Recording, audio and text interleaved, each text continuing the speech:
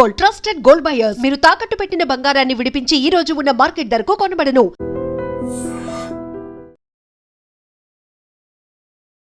నమస్తే, welcome to I dream talking point with కవిత.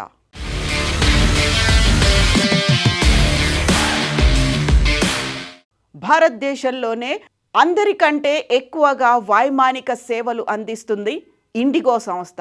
భారతదేశంలో దాదాపుగా 60% వరకు ఇండిగో తన సేవలని అందిస్తోంది. అతిపెద్ద వైమానిక సంస్థగా ఇండిగో పేరు తెచ్చుకుంది.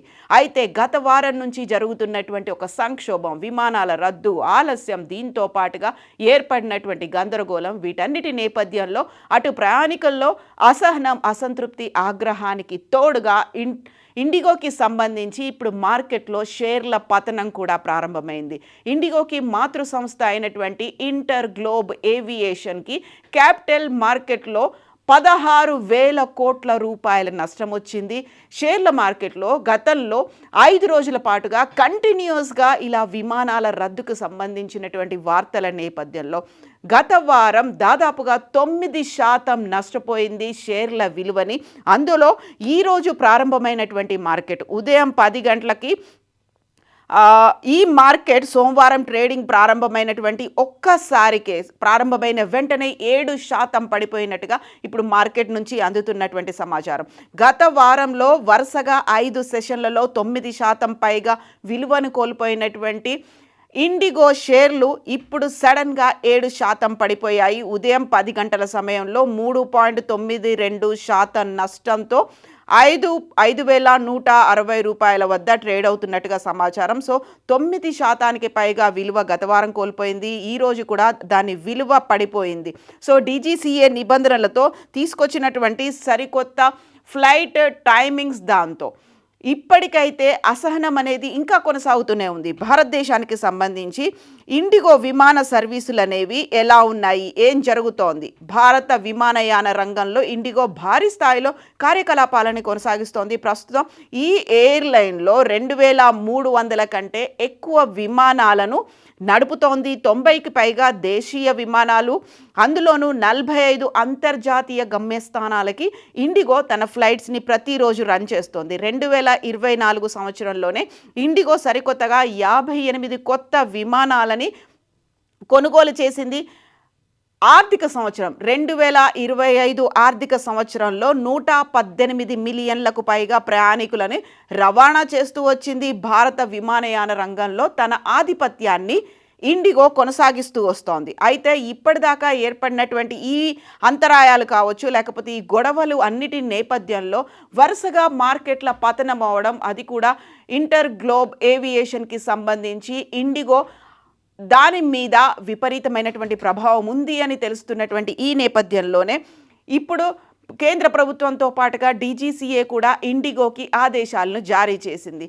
వరుసగా డిసెంబర్ 5 శుక్రవారం రోజున 1000 విమానాలు రద్దవడం అనేది ఇండిగో చరిత్రలోనే అతి పెద్ద నెంబర్గా భావిస్తున్నారు. ఈ నేపథ్యంలోనే 610 కోట్లని నిన్న సాయంత్రంలోగా ఎవరైతే టికెట్లు బుక్ చేసుకున్నారో, ఎవరికైతే క్యాన్సిల్ చేయాల్సినటువంటి పరిస్థితి వచ్చిందో వారందరికీ ఇమ్మీడియట్గా పే చేయాలని కేంద్ర ప్రభుత్వం చెప్పడంతో నిన్న సాయంత్రంలోగా 610 కోట్లని టికెట్లు బుక్ చేసుకున్నటువంటి ప్రయాణికులకి రీఫండ్ చేసినట్టుగా ఇండిగో అనౌన్స్ చేసింది. ఎట్ ద సేమ్ టైం ఆ ప్రయాణికులకు సంబంధించి 3,000 లగేజీలను కూడా ఈ రోజు లోపల వాటిని డెలివరీ చేస్తాము అనేటువంటి మాటను కూడా చెప్పింది.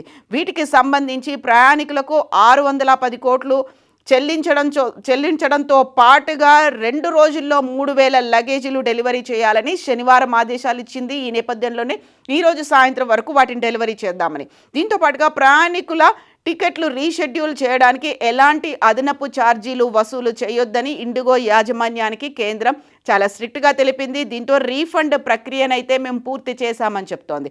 సంక్షోభం నుంచి బయటపడడంతో పాటు సర్వీల పునరుద్ధరణ కోసం క్రైసిస్ మేనేజ్మెంట్ గ్రూపును కూడా మేము ఏర్పాటు చేశాము అనేటువంటి మాటను అనౌన్స్ చేసింది. దీంతో పాటుగా ప్రత్యామ్నాయంగా రైల్వే శాఖ కూడా స్పెషల్ బోగీలను ఏర్పాటు చేసింది, స్పెషల్ ట్రైన్లను రన్ చేసింది. దీంతో పాటుగా కేంద్ర ప్రభుత్వం అయితే ఒక లిమిట్ను కూడా పెట్టింది, ఒక క్యాప్ను కూడా నిర్ధారించింది. 500 కిలోమీటర్ల వరకు ఎంత రేటు ఉండాలి, ఆ తర్వాత 500 నుంచి 750 కిలోమీటర్లు, ఆ తర్వాత 1500 కిలోమీటర్లు, ఈ రేంజ్ వరకు ఎంత ఛార్జ్ చేయాలి అనేది నిర్ణయించింది. ఈ నేపథ్యంలోనే ఇప్పుడు కేంద్ర ప్రభుత్వం ఇచ్చినటువంటి ఈ షెడ్యూల్స్ వీటన్నిటి నేపథ్యంలో పర్టికులర్గా ఇండిగో ఎయిర్లైన్స్ ఒక టీంని అయితే ఏర్పాటు చేసింది, క్రైసిస్ మేనేజ్మెంట్ టీమ్ని ఏర్పాటు చేసింది. అందులో ఒక క్రైసిస్ మేనేజ్మెంట్ గ్రూపులో కంపెనీని తిరిగి పట్టాలపైకి తీసుకురావడానికి జరుగుతున్న పునరుద్ధరణ చర్యలపై నిర్వహణ విభాగం నుంచి తక్షణంగా ఈ ఆల్టరేషన్స్ లేకపోతే మోడిఫికేషన్స్ అన్నీ యాడ్ చేస్తాయి. సో ఇందులో ప్రధానంగా CEO పీటర్ ఎల్బర్ట్స్ చెప్పిన దాని ప్రకారం ఇమ్మీడియట్గా ఒక కార్యాచరణ తీవ్ర స్థాయిలో తీసుకునే అవకాశాల గురించి మాట్లాడుకుంటోంది. ఇది క్రైసిస్ మేనేజ్మెంట్ టీం. అందులో కంపెనీ చైర్మన్ విక్రమ్ సింగ్ మెహతా అందులో కీలకమైనటువంటి బాధ్యతల్ని ఆయన నేతృత్వంలో ఈ కమిటీ అయితే రన్ అవుతోంది. బట్ ఇక్కడే కీలకమైనటువంటి అంశాలు కూడా మనం మాట్లాడుకోవాల్సినటువంటి అవసరం ఉంది. గతంలో ఒకవేళ ఏదైనా ప్రయాణికుడు కాస్త ఆలస్యంగా ఎయిర్పోర్ట్కి చేరుకున్నాడు, లేకపోతే ఆ విమానం ఫ్లయింగ్ టైంకి దగ్గర పడుతోంది అనుకున్నప్పుడు this is the final call అనేటువంటి ఒక అనౌన్స్మెంట్ అక్కడ నుంచి వచ్చేది ఆ ప్రయాణికుల్ని అలర్ట్ చేయడానికి. ఆ తర్వాత ఫ్లైట్ డిలే అవుతోంది అనేటువంటి ఇంకొక సమాచారం ఉండేది. ఈ రెండు సమాచారాలు, ఈ రెండు అనౌన్స్మెంట్లకే భయపడేటువంటి ప్రయాణికులకి తమ ఫ్లైట్ ఉంటుందా లేదా, ఫ్లైట్ హ్యాస్ బీన్ క్యాన్సిల్డ్ అనేటువంటి ఒక మాట అనౌన్స్ చేసేసరికి గత వారంలో ఈ మాట 100 సార్లు 1000 మంది ప్రయాణికులు విన్నారు, లక్షల మందికి ఇబ్బందులకైతే గురయ్యాయి.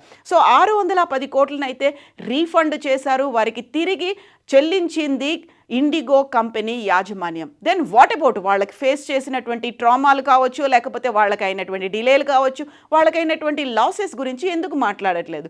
ఇప్పుడు 16,000 కోట్ల క్యాపిటల్ మార్కెట్ అనేది ఇండిగోకి సంబంధించి మాతృ సంస్థ కోల్పోయింది. లేకపోతే వరుసగా గత వారం ఈరోజు మార్కెట్ ప్రారంభమైంది, ట్రేడింగ్ ప్రారంభమైన తర్వాత ఇండిగో నష్టాల పాలైంది అనుకున్నప్పుడు ప్రయాణికులకు సంబంధించి ఎందుకని కీలకమైనటువంటి అంశాల గురించి ప్రస్తావన లేదు. చాలామంది తమ ఎమర్జెన్సీలని క్యాన్సిల్ చేసుకున్నారు, లేకపోతే పోస్ట్పోన్ చేసుకున్నారు. అందులోనూ ప్రధానంగా అత్యధిక ధర చెల్లించి ఆల్టర్నేట్స్ని వెతుక్కున్నారు. సో ఎమర్జెన్సీలకి అటెండ్ అయ్యే వాళ్ళు, లేకుంటే మెడికల్ ప్రాబ్లమ్స్తో హాస్పిటల్స్కి వెళ్దామనుకున్న వాళ్ళు, వీసా అపాయింట్మెంట్ ఉన్న వాళ్ళు, అది కాకపోతే ఇంటర్వ్యూల కోసం వెళ్తున్న వాళ్ళు, వాళ్ళ అపాయింట్మెంట్లని ఆ ఇంటర్వ్యూలన్నింటినీ మిస్ అయిపోయినటువంటి పరిస్థితి. అందులోనూ సైకలాజికల్గా వాళ్ళకి ఒక ట్రామా అనేది ఉంది. ఇండిగో ఆ ఫ్లైట్లను క్యాన్సిల్ అయిన తర్వాత ఒకవేళ రీషెడ్యూల్ చేసుకుంటే వాళ్ళు రీషెడ్యూల్ చేసుకోవచ్చు, లేదా మేము ఎప్పుడు ఫ్లైట్లను పునరుద్ధరిస్తాము అప్పటిదాకా మాతో వేచి ఉంటే మీకు హోటల్లో ఫెసిలిటీ మంచి కల్పిస్తాము, దీంతో పాటుగా 3 పూటల ఫ్రీ మీల్ ఉంటుంది, అక్కడ స్టే అనేది ఉంటుంది అనౌన్స్ చేసినప్పటికీ కూడా మిగతా అంశాల వారీగా ఎందుకని చర్యలు తీసుకోలేకపోతుంది? అందులోనూ పర్టికులర్గా వాళ్ళకి వ్యక్తిగతంగా అయినటువంటి లాస్ గురించి ఎందుకని మాట్లాడట్లేదు అనేదే ఇప్పుడు అతి కీలకమైనటువంటి పరిస్థితి. అందులోనూ పర్టికులర్గా ఇప్పుడు తీసుకొచ్చినటువంటి DGCA సరికొత్తగా తీసుకొచ్చినటువంటి ఈ నిబంధనలు ఇండిగో ఎందుకని పట్టించుకోలేదు? అందులోనూ ప్రధానంగా మచ్ హెడ్ ఆల్మోస్ట్ ఒక 1 year ముందుగానే DGCA వీటికి సంబంధించి ఫ్లైట్ డ్యూటీ టైం లిమిటేషన్స్ని FDTLని తీసుకొచ్చింది. ఇది 2025లో అమలు అవుతుందని. అందులో కూడా ఫేజ్ వైజ్గా 2 ఫేజులు అనేవి ఉన్నాయి. అందులో జూలైలో ఒక ఫేజ్ అవుతే November 1, 2025 సెకండ్ ఫేజ్ అనేది స్టార్ట్ అవుతుంది అనేది. 1 year ముందే ఫ్లైట్ డ్యూటీ టైం లిమిటేషన్స్ని అనౌన్స్ చేసినప్పుడు ఎందుకని ఇండిగో దాని మీద ఫోకస్ పెట్టలేదు? ఒక ఆధిపత్యాన్ని చూపిస్తోంది. అందులో 60% పైగా ఇండిగో ద్వారానే ఫ్లైట్స్ రన్ అవుతున్నాయి భారతదేశ విమానయాన రంగంలో అనుకున్నప్పుడు అంత నెగ్లిజెన్స్ ఇండిగో ఎందుకని చూపించింది అనేది. సో 1 year అయితే ఫ్రీ టైం అనేది ఉంది. అక్కడ పైలట్లకు సంబంధించి వాళ్ళ నియామకాల ప్రక్రియ చేపట్టాల్సి ఉండే. ఇది కేవలం ఫ్లైట్లు అంటే పైలట్లకు సంబంధించి వారి ఆరోగ్యమో, లేకుంటే నిద్రలేమి కొరతో, లేకుంటే అలసట, లేకపోతే వారి మీద ఉండేటువంటి స్ట్రెస్ మాత్రమే కాదు, ప్రయాణికుల భద్రత మీద కూడా అది రిఫ్లెక్ట్ అవుతుంది. కేవలం అక్కడ పైలట్ని మాత్రమే చూసుకోవాల్సిన అవసరం లేదు. పైలట్ది కంప్లీట్గా ప్రపోర్షనేట్గా ప్రయాణికుల మీద కూడా పడుతోంది. కాబట్టి ప్రయాణికుల భద్రత గురించి ఇండిగో ఎందుకని ఆలోచించలేదు అనేది సెకండ్ క్వశ్చన్ అనేది. 1 year ముందే తెలుసు డ్యూటీ టైమింగ్స్ మారుతున్నాయి, లేకుంటే నియమాలని DGCA తీసుకొచ్చింది అని తెలుసు. కేంద్ర ప్రభుత్వం కూడా వాటిని ఖచ్చితంగా ఫాలో అవ్వాలని చెప్పింది. సో 2 ఫేజులు అనేవి ఉన్నాయి. జూలైలో అయినా కనీసం నవంబర్ గురించి అయినా ఎందుకు ఆలోచించలేదు? అతిపెద్ద క్రైసిస్ అనేది ఏర్పడిన తర్వాత, మార్కెట్లో పతనం అనేది కనిపించిన తర్వాత ఇప్పుడైనా కనీసం పైలట్ల నియామకం మీద ఇండిగో దృష్టి పెడుతుందా అనేది.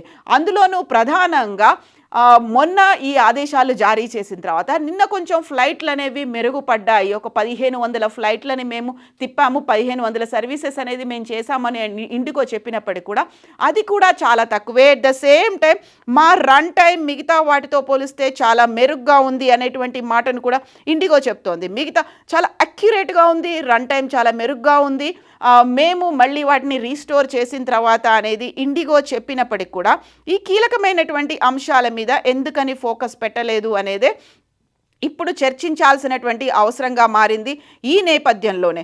సో రన్ టైం మెరుగుపడింది లేకపోతే ఆన్ టైం ఉంది అనేది మాత్రమే చూడాలా?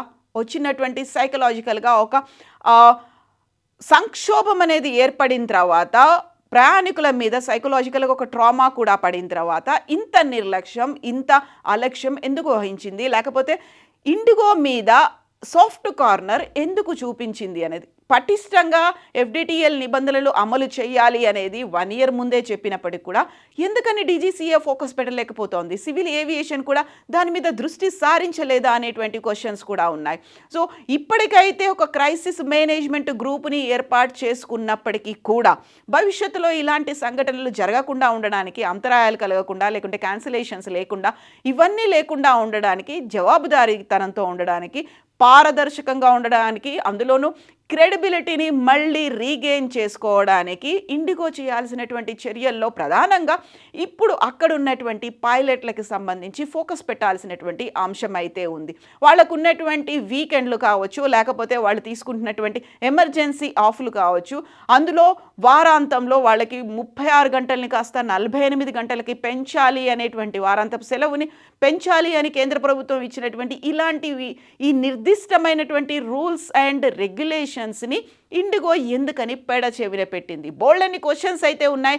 వీటన్నిటికీ ఇండిగో ఆన్సర్ చేస్తుందా? కేవలం క్షమాపణలు చెప్తే సరిపోతుందా? మేము మీకు డబ్బులు రీఫండ్ చేస్తాము అంటే సరిపోతుందా? లేకపోతే ఫ్లైట్ల కోసం క్యాన్సిల్ అయిన తర్వాత ఎయిర్పోర్ట్లో ఎదురు చూసే బదులు వాళ్ళకు 3 star హోటల్లో బస కల్పించి 3 పూటల మీల్స్ పెడితే సరిపోతుందా?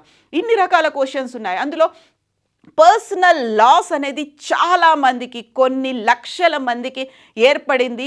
మచ్ హెడ్ ఒక 1 month ముందో 2 నెలల ముందో వాళ్ళకు ఉన్నటువంటి ప్రయర్ షెడ్యూల్స్ నేపథ్యంలో వాళ్ళు టికెట్లని బుక్ చేసుకున్నారు. అవన్నీ క్యాన్సిల్ అవ్వాల్సినటువంటి పరిస్థితి. ఒక్కోసారి 3 నుంచి 10 రెట్లు ఆల్టర్నేట్ టికెట్ల మీద కూడా వాళ్ళు పెట్టి ప్రయాణాలు చేయాల్సినటువంటి అగత్యం ఎందువల్ల ఏర్పడింది? కేవలం పైలట్లు నిరసన దిగారు, లేకుంటే పైలట్లు సమ్మెలో పాల్గొన్నారు, పైలట్లు విధులకు హాజరు కాలేదు. కేవలం పైలట్ల మీద ఆ నెపాన్ని మోపే ప్రక్రియ ఇండిగో ఎందుకని చేస్తోంది? స్వయంగా స్వయంకృతాపరాధం ఏదైతే ఉందో దానికి సంబంధించి ఇప్పటికైనా కరెక్షన్స్ తీసుకుంటుందా లేదా? ప్రభుత్వం ఆ దిశగా చర్యలు చేపడుతుందా లేదా? ఇమ్మీడియట్గా పునరుద్ధరించాలి అని చెప్పడంతో పాటుగా ఇతర విమానయాన సంస్థలకు మాత్రం ఒక లిమిట్ని అయితే టికెట్ల ఫీజుల రేట్లకి సంబంధించి అయితే నిర్ధారించింది. బట్ ఇండిగో మీద ఎలాంటి చర్యలు తీసుకోబోతోంది? ఇంకా సాఫ్ట్ కార్నర్ ఎందుకుంది? నిజంగా 16,000 కోట్ల రూపాయల నష్టం క్యాపిటల్ మార్కెట్లో వచ్చింది అనడంతో పాటుగా ప్రతిరోజు షేర్ల పతనం అనేది జరగడానికి కూడా కారణం ఇండిగో చేసుకున్నటువంటి స్వయంకృతాపరాధం. మరి ఆ నేపథ్యంలోనే కేవలం పైలట్లని రిక్రూట్ చేసుకుంటే అయిపోయే దానికి ఇప్పుడు ప్రయాణికుల మీద కూడా ఒక విశ్వసనీయతను కోల్పోయేలా ఎందుకు చేసింది? ఎక్కడ ఎవరిలో నిర్లక్ష్యం కనిపిస్తోంది? ఎక్కడ ఎవరిలో బాధ్యత రాహిత్యం కూడా లోపించిందని మీకు అనిపిస్తోంది? కామెంట్స్ రూపంలో తెలియచేయండి. నిజంగా ప్రస్తుతం ఉన్నటువంటి సమాజం దేనికి ప్రయారిటీ ఇస్తుంది? ఆర్థిక సంబంధాల చుట్టూ మాత్రమే తిరుగుతుంది. మళ్ళీ ఎన్నికలంగానే చాలా విరక్తి కలుగుతాను. మంచి అనిపిస్తుంది కదా, లేడీస్ కూడా ఛాలెంజింగ్ జాబ్స్ చేసినప్పుడు చాలా బాగుంటది. ట్రాఫిక్ అసిస్టెంట్స్ గా నియమించిన ట్రాన్స్జెండర్స్ అందరితో సాల్యూట్ చేయించుకుంటున్నారు. ఫుడ్ డెలివరీ ఇవ్వటానికి వెళ్ళినటువంటి డెలివరీ బాయ్ అనిల్ పై కళ్ళ ముందు